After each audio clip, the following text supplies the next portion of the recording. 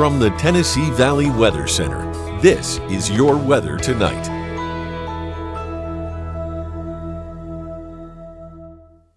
Clouds will be on the increase and winds on the increase as well as we head deeper during the overnight as the weather system off to the west gradually approaches. Staying dry during the overnight hours, though.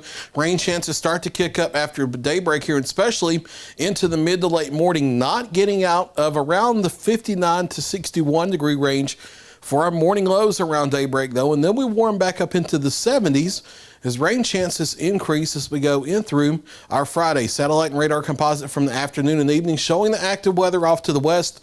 There have been severe thunderstorm watches today. This is the same weather system that brought the tornado outbreak to Oklahoma yesterday. However, that system will be dramatically weaker as it gets into our area for Friday. So despite showers and thunderstorms being likely, none of those are expected to be severe. I want to get that made clear and out of the way early. We don't expect a severe weather threat here locally with the storms as we head into Friday. Tonight's lows, lower 60s for most of us. I-65 corridor in North Alabama. As the moisture takes longer to get there, the dew point's increasing, that is. You may sneak down into the upper 50s, but generally lower 60s overnight. And then most of us headed up into the 70s tomorrow, low to mid 70s over southern middle Tennessee, mid to upper 70s over northern Alabama. Now, here's a breakdown of the rain chances and the timing of the rainfall. You see FUTURECAST showing by daybreak here, the rain off to the west. That moves through into the mid to late morning. In the midday hours, some rumbles of thunder possible. That shifts off to the north and weakens. More afternoon redevelopment that's set to move in here in the late afternoon and early evening. I don't expect any severe storms with this, but maybe some gusty winds of 30 to 40 miles per hour with a few of the storms. Also some lightning and some thunder that will get your attention. But the atmosphere is not set up for a severe storm threat. That rain continues into the late evening, and then everything shifts eastward after midnight as the cold front works in. And we'll actually start our Saturday morning well down into the upper 40s.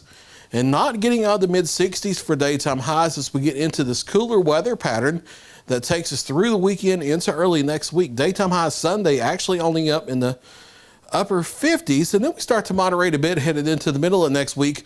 But rain chances also start to increase Tuesday and especially Wednesday and Thursday as the next weather system approaches.